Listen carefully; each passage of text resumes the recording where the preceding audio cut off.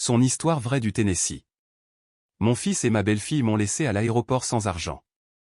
Ils n'avaient aucune idée que j'allais rencontrer mon avocat. Tu sais quoi, maman? On ne t'a acheté qu'un aller simple. Le retour? Tu trouveras. C'est ce que ma belle-fille a dit en faisant rouler ses bagages de marque dans la file de première classe. Sans même me jeter un regard.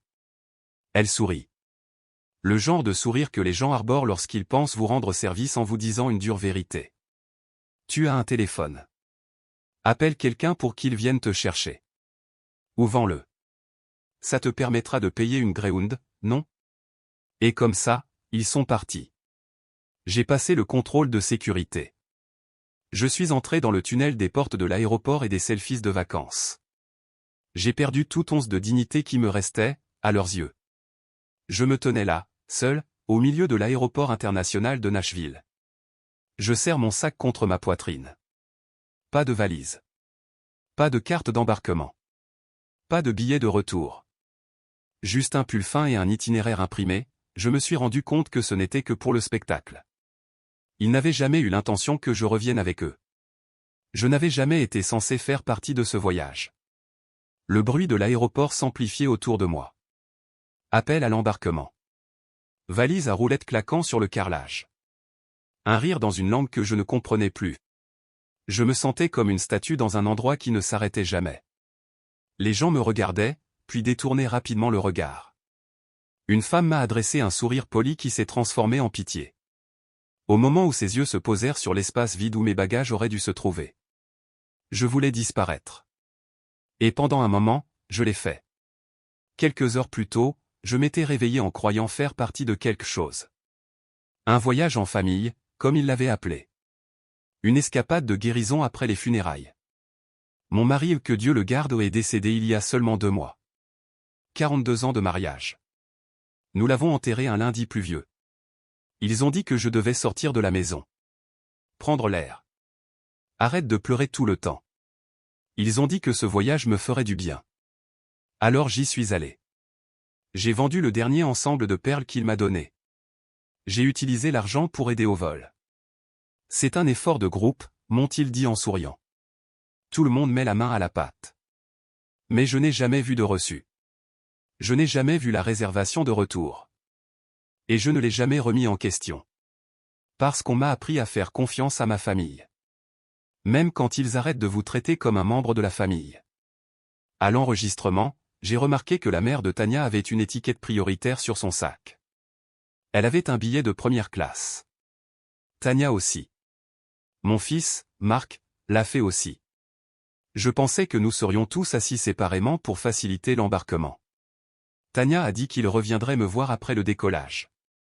Mais c'était avant qu'il ne scanne mon billet et ne m'annonce qu'il avait déjà été annulé. Désolé, madame, dit l'agent. Cela montre ici qu'il n'y a pas de voyage de retour sous votre nom. Ses sourcils se froncèrent avec ce mélange de politesse et de terreur que les gens utilisent lorsqu'ils ne veulent pas faire face aux larmes. Je lui ai souri. Il doit y avoir une erreur. Mais quand je me suis retourné, il s'éloignait déjà. Je les ai suivis jusqu'à la ligne de sécurité. Je tiens toujours mon petit dossier de documents de voyage. Et c'est à ce moment-là que Tania se retourna et soupira. Et prononça les paroles que je crois maintenant avoir été répétées. Tu sais quoi, maman?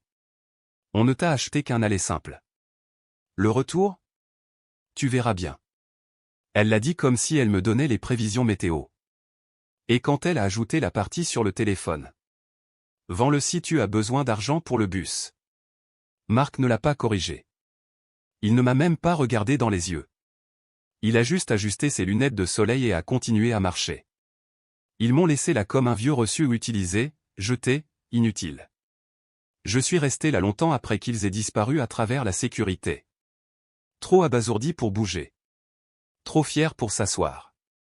Je n'ai pas pleuré. Pas encore. Je respirais simplement, une respiration superficielle à la fois. La dernière fois que j'ai ressenti ce genre d'abandon. J'avais 9 ans. En attendant un père qui n'est jamais revenu d'un court voyage dans la ville voisine. Et me voilà à nouveau. Boucle complète. Mais cette fois, j'avais ressuscité la personne qui m'avait quitté. Les gens continuaient à bouger autour de moi. Le monde ne s'est pas arrêté simplement parce que je l'ai fait. Un homme avec une poussette est passé. Une femme qui rassemblait des adolescents en uniforme de danse assortis criait par-dessus le vacarme. Quelque part, un vol pour Orlando commençait l'embarquement final. Le soleil frappait parfaitement les parois vitrées et cela me faisait mal aux yeux. J'ai baissé les yeux vers mon téléphone, non pas parce que je m'attendais à un message de Mark, il n'oserait pas, mais pour vérifier qu'il était toujours dans ma main. C'était la seule chose qui me restait et qui disait que j'existais. Que j'avais de l'importance. J'ai pensé à appeler quelqu'un. Mais qui? Ma sœur est décédée il y a des années. Mes amis avaient leurs propres enfants adultes, leurs propres souffrances. Je n'allais pas appeler quelqu'un pour admettre que j'avais été laissé dans un aéroport. Par ma propre famille. Non. Je ne leur infligerai pas mon humiliation. Au lieu de cela, j'ai pris une profonde inspiration. Se dirigea vers le banc le plus proche. Et je me suis assis, le dos droit et le menton haut. Je n'aurais peut-être pas eu de billet de retour à la maison. Mais j'avais autre chose. Dans mon soutien-gorge, juste à côté de mon cœur, se trouvait une petite enveloppe. À l'intérieur se trouvait la carte de visite d'un avocat, un vieil ami de mon mari. Quelqu'un que je n'avais pas vu depuis des années. Mais qui avait toujours dit: si jamais tu as besoin de quoi que ce soit, Blake, viens me trouver. Et maintenant, je le ferai. Parce que j'aurais pu me retrouver sans rien. Mais cela ne voulait pas dire que je n'avais plus rien à faire. Et avant de tout fermer, j'ai glissé un mouchoir plié dans le rabat supérieur, au cas où. J'ignorais alors qu'à mon arrivée à l'aéroport, tout le sac, la serviette, l'espoir aurait disparu. Que la femme que j'avais été en faisant mes bagages ne serait plus la même, seule à la porte B22. Je n'avais pas été invité par amour, ni par chagrin, ni même par pitié. J'avais été invité par commodité ou pour ce que je pouvais donner, pas pour qui j'étais. Je le comprends maintenant. Mais à l'époque, dans ces jours tranquilles entre les funérailles et le vol, j'avais cru à l'histoire qu'on me racontait. Que je faisais toujours partie de la famille. Que j'étais toujours désiré. J'ai eu tort. Il y a un silence particulier qui s'installe quand on réalise qu'on ne fait pas partie du plan. Pas oublier, car oublier implique un accident. Non, c'était différent. C'était la prise de conscience que quelqu'un vous regardait, vous considérait, et pourtant vous jugeait jetable. C'est arrivé au comptoir de la compagnie aérienne. Madame, je suis désolé, dit poliment l'agent en tapotant sur son clavier. Aucun vol retour n'est réservé à votre nom. J'ai cligné des yeux. Je suis avec la famille de mon fils. Monroe. La réservation devrait être sous Monroe. Elle vérifia à nouveau, cette fois avec un froncement de sourcils plus profond. Je vois bien un groupe Monroe, mais les billets aller-retour ne sont que pour 6 passagers. Tu n'es pas sur la liste. Elle leva les yeux vers moi avec cette empathie éprouvée, celle qu'on doit répéter à l'entraînement. Celle qui dit, je suis vraiment désolé que ta vie s'ouvre à nouveau, mais j'ai toujours une file d'attente derrière toi. J'ai senti mon souffle s'arrêter. Il doit y avoir une erreur. Nous pouvons vérifier s'il y a un vol de retour disponible, a-t-elle proposé, mais il faudrait l'acheter séparément. Je n'ai pas répondu. Je me suis retourné lentement, scrutant le terminal animé, et j'ai aperçu Mark et Tanya près d'un stand de café, riant de quelque chose sur son téléphone. Je m'approchai, tenant toujours mon itinéraire imprimé, les bords maintenant humides de la sueur sur mes paumes. Mark, dis-je doucement, l'agent dit que je n'ai pas de billet aller-retour. Peux-tu vérifier le tien? Il leva les yeux perçants, une lueur d'inconfort traversant son visage avant qu'un sourire timide ne s'installe. Ah oui, c'est vrai, oui, dit-il en se grattant la nuque. On s'est dit que tu aimerais rester un peu plus longtemps. Tu sais, profiter d'un peu de calme. Mon cœur s'est arrêté. Quoi? Tanya intervint, d'un ton détaché et froid. Sans prétention. On ne t'a payé qu'un aller simple. Blake, les vols coûtent cher, et soyons honnêtes, tu as tout ton temps. Tu es à la retraite, non? Je pensais que c'était un aller-retour, dis-je, la voix faible, presque enfantine. Tanya haussa les épaules en sirotant son café. Tu es adulte. Tu peux te débrouiller. Tu as ton téléphone, il y a le Wi-Fi, où tu peux appeler quelqu'un. Ce sont des vacances, pas une collecte de fonds. J'ai regardé mon fils. Mark ne m'a pas regardé dans les yeux. C'était plus logique comme ça, maman, marmonna-t-il. On s'est dit que ce serait bien pour toi de rester quelques jours de plus. Peut-être même de voir des amis. Je n'ai pas fait mes bagages pendant plusieurs jours. Eh bien, dit Tania en vérifiant ses ongles, il y a des magasins. Je ne pouvais pas parler. Je restais planté là, serrant cet itinéraire inutile comme un bouclier. Puis j'ai réalisé que je n'avais pas ma valise. Ils avaient enregistré leurs bagages ensemble au dépôt de bagages. Tania avait repoussé mon petit bagage à main d'un geste et m'avait dit « Laisse-nous nous en occuper, Blake. Détends-toi. » Il était probablement encore dans le coffre. Ils ne m'avaient pas seulement laissé sans vol de retour. Ils avaient aussi pris mes bagages. « Où est mon sac ?» ai-je finalement demandé. Marc regarda Tania. Elle le regarda à son tour, puis dit « On vérifie avec les nôtres. Mais on pourra te le rendre plus tard si tu restes plus longtemps. » Je suis resté là, abasourdi. Donc, je n'ai pas de vol. Je n'ai pas mes affaires. Et tu ne pensais pas que j'aurais besoin de le savoir avant d'arriver à l'aéroport? Tu exagères, dit Tania d'un ton neutre. Tu as dit que tu voulais être incluse. Eh bien, c'est comme ça qu'on fait les choses, avec souplesse, ajouta Marc. On ne voulait pas dire ça exprès. Tu es juste tellement ému depuis le décès de papa. On pensait que ce serait plus facile. Plus facile pour qui, demandai-je. Aucun des deux n'a répondu. Au lieu de cela, Tania se pencha, ferma la fermeture éclair de son sac de créateur et dit « On doit passer la sécurité. Notre groupe d'embarquement est presque complet. » Et c'était tout. Ils sont partis sans me serrer dans leurs bras, sans m'excuser, sans reconnaître que j'avais été réduit à une considération secondaire avec une carte d'embarquement. Je me tenais là tandis qu'ils se dirigeaient vers la file d'attente de la TSA, les talons de Tania claquant avec assurance, Marc ne portant rien d'autre que son bagage à main et un visage dépourvu de honte. Pendant un instant, j'ai eu l'impression de m'enfoncer, comme si le sol s'était effondré sous mes pieds. Comme si j'étais lentement aspiré dans ce genre de solitude dont personne ne vous met jamais en garde, celle qui ne vient pas de la solitude, mais du rejet par ceux-là même qui devraient vous aimer le plus. Une femme poussant une poussette m'a doucement bousculé et s'est excusée. J'ai hoché la tête, mais je ne pouvais pas parler. Mes mains tremblaient tandis que je m'éloignais du flot de voyageurs et m'asseyais sur un banc contre le mur. Je n'ai pas pleuré. J'étais trop loin des larmes. Au lieu de cela, j'ai fouillé dans mon sac et j'ai sorti mon téléphone ni pour les appeler, ni pour appeler quelqu'un de la famille. J'ai ouvert mon application Notes et j'ai tapé une seule ligne. Ce sera la dernière fois que je leur ferai confiance. Puis j'ai fait défiler la page jusqu'au contact enregistré sous le nom « JR Avocat ». Jake nous avait présenté lorsqu'il travaillait encore. JR s'était occupé de nos papiers hypothécaires et de nos testaments. Il avait toujours dit « Si tu as besoin de quoi que ce soit, Blake, je suis là ». J'ai cliqué sur le numéro et j'ai appuyé sur Appeler. Quand il a répondu, je ne lui ai pas dit bonjour. Je ne lui ai pas expliqué. J'ai dit « Je dois mettre à jour mon testament ». Et comme ça, mon rôle a changé. Je n'étais plus la mère oubliée d'un aller simple. J'étais une femme qui s'apprêtait à retrouver sa voie. J'ai regardé le moniteur d'embarquement. Leur vol était à l'heure. Le mien aussi. Cela n'allait tout simplement pas là où ils le pensaient. Je ne les ai pas suivis jusqu'à la porte. Je me suis assis sur ce banc jusqu'à ce que leur vol disparaisse du tableau des départs. Jusqu'à ce que le haut-parleur annonce l'embarquement définitif. Jusqu'à ce que Marc ne me transmette plus aucun message. Non pas que je m'y attendais.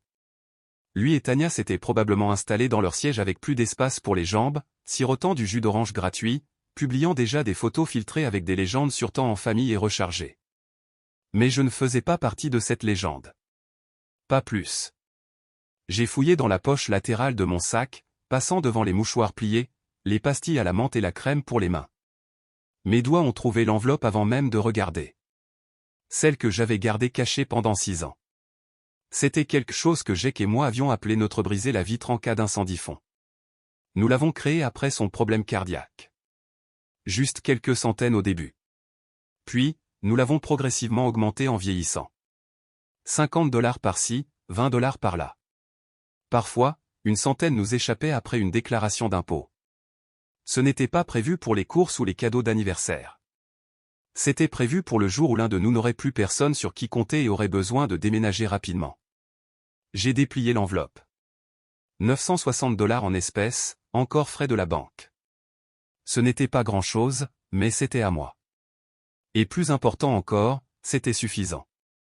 J'ai hélé un taxi devant l'aéroport et j'ai donné au chauffeur une adresse que je n'avais pas prononcée à voix haute depuis des années. 287 rue Jefferson. Cabinet d'avocats Monroe et Wade.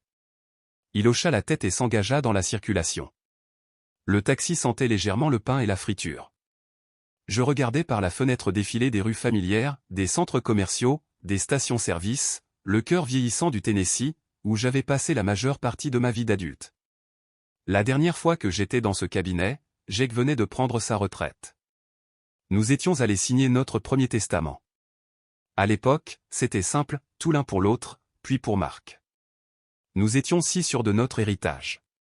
Si sûrs de notre fils. Maintenant, je n'étais sûr de rien. Sauf que le nom sur ce papier ne méritait plus ce qu'il promettait. JR était toujours là. Plus âgé maintenant. Un peu plus lent à se lever. Mais sa poignée de main était toujours ferme. Blake, dit-il, les yeux écarquillés de surprise. Je ne t'ai pas vu depuis des années. J'ai été désolé d'apprendre pour Jake. Merci, dis-je en m'asseyant prudemment. Je suis ici parce que je dois modifier mon testament. Il haussa un sourcil. D'accord. Quelque chose de particulier? J'ai hoché la tête. Je veux exclure mon fils et ma belle-fille de tout ça. Il marqua une pause. Tu es sûr? Je suis sûr. Il ne m'a pas demandé pourquoi. JR connaissait suffisamment Jake pour savoir que je ne faisais rien à la légère. Il a simplement ouvert un dossier, a appuyé sur son stylo et a attendu. J'aimerais ajouter un nouveau bénéficiaire, ai-je continué.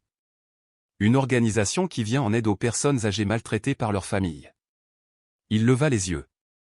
C'est très précis. Je suis devenu très précis. Il hocha la tête. On peut absolument le faire. J'aurai besoin de quelques papiers de l'organisation. Je l'ai déjà. J'ai sorti un dépliant imprimé de mon sac. J'en avais trouvé un des mois plus tôt au centre communautaire, sans jamais penser que je m'en servirais un jour. Pendant qu'il copiait les coordonnées, je me suis penché en avant. Et tant qu'on y est, je veux m'assurer que ce qui m'est arrivé avoir été abandonné, exploité ou est une chose dont je peux répondre légalement. Et pas seulement émotionnellement. Vous voulez dire l'exploitation financière, a-t-il demandé. Oui. Maltraitance des personnes âgées, ai-je dit clairement.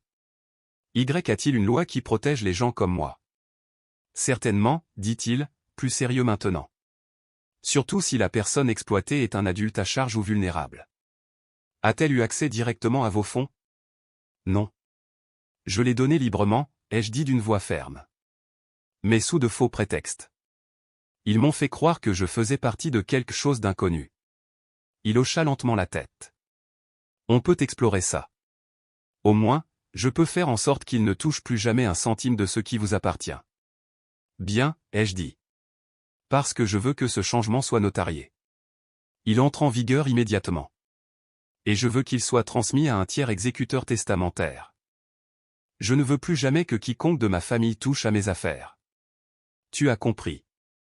Il commença à taper. Pendant l'heure qui a suivi, nous avons examiné l'Ancien Testament, ligne par ligne. Nom par nom. Numéro par numéro. Chaque supposition que Jake et moi avions formulée était désormais démantelée. Pas par méchanceté. Par clarté. Au moment de mon départ, j'avais un nouveau dossier en main, un nouveau plan et une nouvelle compréhension de ce sur qui je pouvais compter. Je suis sorti au soleil. Et je ne me sentais pas faible. Je me sentais propre. J'ai hélé un autre taxi et donné au chauffeur le nom d'un modeste motel du centre-ville, pas un endroit où je comptais rester pour toujours, juste pour la nuit. Assez de temps pour me reposer. Assez de temps pour réfléchir. Assez de temps pour me rappeler qu'une femme sans billet de retour n'est pas une femme perdue. C'est une femme qui a finalement choisi sa propre direction. Lorsque la lumière du matin perça les fins rideaux de ma fenêtre de motel, les formalités administratives étaient terminées. C'était officiel. Mon fils et ma belle-fille ne figuraient plus dans mon testament. Leurs noms, autrefois inscrits à l'encre sur les lignées principaux bénéficiaires, ont maintenant été effacés. Remplacés non pas par la colère, ni par la vengeance. Mais par quelque chose de bien plus puissant, l'intention. Je ne l'ai pas fait dans un accès de colère. Je l'ai fait lentement, délibérément, soigneusement. Parce que certains choix ne se font pas dans la tempête. Ils sont faits dans le silence. Après avoir finalement arrêté de prétendre que la pluie passera. La veille au soir, après avoir quitté le bureau de JR, j'étais assis sur le lit du motel, les documents étalés devant moi. Des pages et des pages de chiffres, de clauses, de signatures, ma vie, réduite à des colonnes et des catégories. Mais aussi, pour la première fois depuis des années, ma vie, à nouveau sous mon contrôle. Ce n'était pas un grand domaine. Rien qui mérite les gros titres. Mais c'était suffisant. La maison que Jake et moi avions remboursée après 30 ans. La terre agricole que mon père m'a laissée, que nous avions louée en toute discrétion pour faire paître le bétail. Nous avions une poignée de comptes d'investissement entretenus comme un jardin d'arrière-cour. Et les économies que j'avais gardées à part, l'argent qu'il insistait pour que je conserve juste au cas où. Eh bien, l'affaire était arrivée. Et maintenant, cela servirait à quelque chose. J'ai tout confié à une association appelée LD Aven, qui vient en aide aux personnes âgées abandonnées ou exploitées financièrement par leur famille. Aide au logement, protection juridique, programme communautaire, ils ont aidé des femmes comme moi. Et je savais que je n'étais pas seul. J'ai inclus une lettre personnelle dans le legs. Ce message n'est adressé à personne en particulier, mais à toutes les femmes qui pourraient un jour s'asseoir là où je suis assise. Laissées pour compte. Rejetées. Traitées comme un fardeau plutôt qu'une bénédiction. Si vous lisez ceci, j'ai écrit. Tu n'es pas invisible. Tu n'es pas fou. Et ce n'est pas fini. Ce matin-là, avant de quitter le motel, j'ai appelé JR une dernière fois. Je veux une copie numérique, ai-je dit. Numérisée et protégée par mot de passe. Envoyée uniquement à l'adresse email que je vous donne. Ne la partagez avec personne, même si on vous la demande. Il ne m'a pas interrogé. Il a compris. De plus, ajoutez-je, je veux que les originaux soient conservés dans votre bureau. Sous clé. À l'abri du feu. Seul vous et le responsable que vous avez nommé y aurez accès. Tu as compris, Blake. Et si quelqu'un de ta famille me contacte? Il ne s'est même pas arrêté. Je leur rappellerai qu'ils ont été enlevés par ta propre main. J'ai expiré. C'était fait. La chaîne avait été coupée. Non pas par fureur, mais par une liberté tranquille. C'est étrange d'effacer quelqu'un que vous avez mis au monde de l'avenir que vous aviez imaginé pour lui. Mais en vérité, il n'était pas destiné à hériter de ce qu'il a tenté d'acheter avec irrespect. L'héritage n'est pas seulement une question d'argent. C'est une question de confiance. Et la confiance, une fois brisée comme la mienne, ne peut pas être reconstruite avec des appels téléphoniques ou des fleurs. Il fallait le mériter. Et il n'avait même pas essayé. Plus tard dans l'après-midi, j'ai envoyé des copies de mes documents. Pas à ma famille, mais à un coffre-fort que j'ai ouvert à mon nom. Je me suis inscrit comme seul détenteur de la clé. J'ai changé les mots de passe de mes comptes. J'ai mis à jour tous les formulaires de contact d'urgence qui mentionnaient encore Marc. Et lorsque le caissier de banque a demandé « Souhaitez-vous ajouter un membre de votre famille pour avoir accès ?» J'ai souri. « Non, dis-je. Juste moi. Juste moi. » Ces deux mots avaient autrefois semblé solitaires. Mais maintenant, ils ressemblaient à des paroles de survie. Comme la force. Comme un nouveau départ non pas en tant que mère de quelqu'un, veuve de quelqu'un, présence en arrière-plan de quelqu'un mais en tant que femme récupérant l'histoire qu'elle avait encore le droit d'écrire. Alors que je retournais au motel pour récupérer mon sac, je suis passé devant un petit parc où des enfants grimpaient sur des structures de jeu en hurlant de joie. Je me suis assis sur un banc pendant un moment, j'ai laissé le soleil frapper mon visage et je me suis souvenu de quelque chose que Jake avait l'habitude de dire. Tout ce que vous plantez ne poussera pas, mais qu'est-ce qui pousse? C'est à vous. C'est votre héritage. J'en avais assez planté. Il était maintenant temps de faire pousser quelque chose de nouveau. J'y suis retourné une dernière fois. Pas pour faire une scène. Ne pas prononcer de discours. Même pas pour dire au revoir. Juste pour prendre ce qui était à moi. J'ai programmé le déménagement du camion pour un mardi matin, en milieu de semaine, lorsque je savais que Marc et Tania seraient tous les deux au travail. Je ne voulais pas voir leur visage. Je ne voulais pas d'une autre performance préoccupante.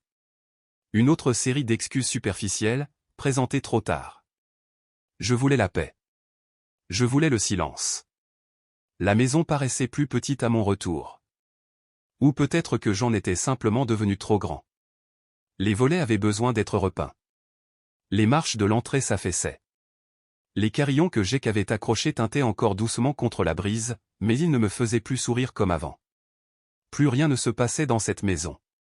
Je suis entré avec le double de la clé, toujours caché dans le pot de fleurs, exactement là où nous l'avions laissé en cas d'urgence. Et cela, pensais-je, était justifié. Les déménageurs étaient rapides et aimables. Je les avais embauchés moi-même, dans une ville à 2 comtés de là. Je ne voulais pas de ragots. Pas de rumeurs de village. Je n'emporterai que quelques affaires, leur ai-je dit. Une chaise, la préférée de Jake, celle qui s'adaptait à son dos après des décennies de lecture. Une boîte de livres. Notre album de mariage. Sa casquette de marine. La courte pointe de ma mère. Rien d'autre. Ce ne sont pas les meubles que nous avons achetés ensemble. Ce ne sont pas les plats qui servaient autrefois au rôti du dimanche. Pas le matelas que nous avons remplacé après 30 ans parce qu'il disait que je méritais mieux. Juste les morceaux qui semblaient encore vrais. Je traversais lentement les pièces. La cuisine où j'avais préparé tous les gâteaux d'anniversaire. Le salon où nous avions dansé pour notre anniversaire, juste tous les deux, pieds nus et ivres. Le couloir où Jake était tombé ce jour-là, le café encore fumant dans sa main. Je n'ai pas pleuré. J'avais assez pleuré. J'ai laissé les clés dans une enveloppe scellée sur le comptoir de la cuisine, accompagnée d'un petit mot. N'appelle pas. Ne demande pas. Je suis exactement là où je veux être.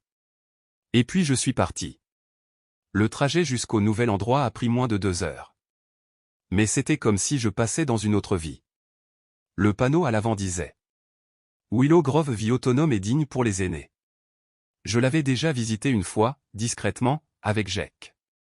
Il voulait s'assurer que nous avions le choix. Même si je lui ai dit que je ne quitterais jamais notre maison. Peut-être un jour, dit-il en souriant, s'ils ont du bon dessert. Willow Grove avait plus que du pudding. Il y avait de la lumière du soleil qui entrait à travers de larges fenêtres. Des couloirs qui sentaient le citron, pas l'antiseptique. Du jazz doux joue dans la salle commune. Et les gens qui ont levé les yeux quand vous êtes entrés, pas à travers toi, mais à toi. Bienvenue, Madame Monroe, dit la réceptionniste en souriant. Nous vous attendions. C'était la première fois depuis des mois que j'entendais quelqu'un prononcer mon nom comme si cela avait de l'importance. On m'a montré un appartement d'angle avec vue sur la cour. Mes cartons étaient déjà là. Ma chaise avait été placée près de la fenêtre. Sur la table se trouvait un panier de bienvenue avec de la confiture, des crackers et une note manuscrite du réalisateur. Merci de nous aider à rendre ce lieu possible. Il est désormais à vous aussi.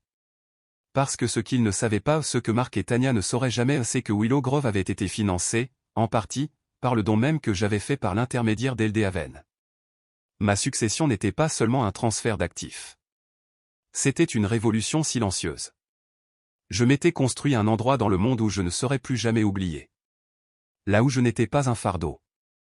Pas une relique. Juste Blake. Dans les jours qui ont suivi, je me suis installé. J'ai rejoint le cercle de lecture de l'après-midi. J'ai rencontré une enseignante à la retraite nommée Hélène qui m'a fait tellement rire que j'ai renversé du café sur mon chemisier. J'ai commencé à assister à un cours d'aquarelle le jeudi. Je me suis même inscrit pour animer un atelier sur l'écriture de lettres, quelque chose que je faisais avec Jake tous les dimanches depuis des années. La meilleure partie ? À 17 h, quelqu'un venait toujours frapper à la porte pour dire « le dîner est prêt ». Non pas parce qu'il voulait quelque chose. Juste parce qu'il voulait que je sois là. Il y avait un siège avec mon nom dessus. Et pour la première fois depuis longtemps, je me suis assis sans hésiter. Je n'étais pas sur le chemin. Je n'étais pas toléré. J'ai été accueilli. La maison que j'ai laissée derrière moi n'était plus ma maison. Parce que la maison n'est pas l'endroit où l'on range des choses. C'est là où l'on vous attend. Et moi. J'étais enfin à la maison. Cela a pris 6 mois. 6 mois de silence. 6 mois de paix. 6 mois de café matinal dans la véranda de Willow Grove. Apprendre à dessiner des oiseaux à l'aquarelle. D'entendre mon propre nom prononcé avec gentillesse, et jamais suivi d'un soupir. 6 mois sans regarder en arrière. Et puis c'est arrivé. Le jour que j'avais entouré en rouge sur mon calendrier privé. Celui épinglé discrètement à l'intérieur de la porte de mon armoire. Notification envoyée ce matin-là. JR m'a envoyé un email contenant une seule phrase. Les lettres ont été distribuées à partir de 9 h du matin. Je n'ai pas répondu. Je n'en avais pas besoin. À 11 h du matin, le téléphone a commencé à sonner. Marc. 16 appels en une journée. Je les ai regardés entrer, un par un. Le nom clignote sur l'écran de mon portable. Un nom que j'avais autrefois aimé si intensément qu'il m'a presque détruit. Un nom qui ne faisait désormais que provoquer le silence. Calme. Je n'ai pas répondu. Pas le premier appel. Pas le troisième. Pas le 12e. Pas celui de minuit. Il n'y avait aucun message, juste des sonneries, et encore des sonneries, comme le rythme effréné de quelqu'un qui avait finalement réalisé que la porte était verrouillée et qu'il n'était plus le bienvenu à l'intérieur. Le lendemain matin, l'email est arrivé. Objet, je suis désolé maman, mais au moins laisse-nous garder le jardin. Je l'ai ouvert, non pas par sincérité, mais par curiosité. Curieuse de savoir comment il allait le formuler. Curieuse de savoir s'il comprendrait seulement ce qui avait été perdu. 2. Mark Monroe. A. Blake Monroe.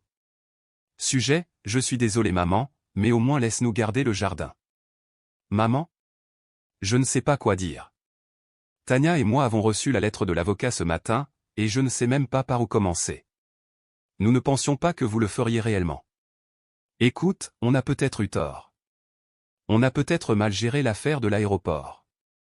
On a peut-être sous-estimé ta souffrance. Tania dit que ce n'était pas censé être un abandon, elle pensait juste que tu préférerais rester quelques jours de plus. Je sais que ça n'excuse rien, mais... Ça, maman, c'est sérieux. Vous nous avez éloignés de tout. La maison. Les économies. La terre. Même le compte joint que nous utilisions pour les frais de scolarité des enfants a été gelé. Je ne dis pas que nous ne le méritions pas quelque chose, mais... Vous nous excluez complètement? Après tout? Après toutes ces années? Au moins, gardons le terrain derrière la maison. Le jardin. Vous savez que les enfants ont aidé à le planter. Tu sais que ça veut dire quelque chose. Nous ne sommes pas parfaits, mais nous sommes votre famille. Pouvons-nous parler s'il vous plaît? Un seul appel. Juste 5 minutes. Marc. Je l'ai lu une fois. Et puis encore. Puis j'ai fermé l'ordinateur portable et je me suis penché en arrière, laissant les mots se poser. Nous ne pensions pas que vous iriez jusqu'au bout. Cette phrase à elle seule m'a dit tout ce que j'avais besoin de savoir. Il pensait que j'étais trop vieux. Trop mou. Trop désespéré pour être inclus. Il pensait que j'allais aboyer, mais ne jamais mordre. Pleurer, mais ne partir jamais. Ils ont confondu la gentillesse avec la faiblesse. Et maintenant, ils étaient choqués que la femme qui avait autrefois cousu des boutons sur leur manteau ait eu le courage de les rayer de l'histoire. Mais je l'avais. Et je ne voudrais pas le défaire. Parce qu'ils ne m'avaient pas simplement laissé dans un aéroport. Ils m'avaient laissé derrière eux dans tous les domaines qui comptaient, bien avant cela. Ils avaient choisi le confort plutôt que les soins. La commodité plutôt que la compassion. La performance plutôt que la présence. Et maintenant, ils voulaient de la terre. Pour le jardin. Ce jardin, ils ne m'ont jamais demandé de l'aider à l'arroser. Celui que Tania a présenté en ligne comme son espace sacré, mais dans lequel elle n'a jamais mentionné mon nom. Ils pourraient l'avoir en mémoire, et non en acte. Parce qu'il ne leur appartenait plus. Le terrain était désormais sous la garde de l'aîné Aven, dont le directeur régional avait déjà parcouru le terrain et proposé de le transformer en un programme d'horticulture thérapeutique pour les femmes âgées souffrant de perte de mémoire. Ma terre. Mon choix. Mon héritage. À Willow Grove, nous avions une petite bibliothèque. Cet après-midi-là, j'y suis allé et j'ai sorti un recueil de poésie. Je ne le lisais même pas, j'avais juste besoin de sentir le poids d'un livre honnête entre mes mains. Hélène, ma nouvelle amie à la langue acérée et au cœur tendre, s'est glissée dans le fauteuil à côté de moi. « Tu as encore ce regard, dit-elle. »« Quel regard ?» demandai-je. « Celui que les gens portent après avoir révélé au monde qui ils sont vraiment. » J'ai souri. « Peut-être que oui. » Elle sourit. « Bien. » Ce monde avait besoin de l'entendre. J'ai regardé une dernière fois l'email sur mon téléphone et j'ai relu la plaidoirie finale. Juste 5 minutes. J'ai pensé à répondre. Une ligne. Quelque chose de propre. Quelque chose de vrai. Au lieu de cela, j'ai éteint le téléphone. Puis j'ai pris mon stylo et j'ai écrit dans mon journal. Certaines choses sont héritées. D'autres se gagnent. Et certaines, comme la paix, se créent de toutes pièces. Laissez-les s'interroger. Laissez-les faire rage. Qu'ils n'entendent pas le son de ma voix quand les anniversaires arrivent et passent. Parce que je serai là. Entouré de gens qui ne s'attendaient pas à ce que je finance leur confort en échange de leur absence. Entouré de noms que j'ai choisis. Pas ceux qui appartenaient autrefois. Mais ceux qui me voyaient encore.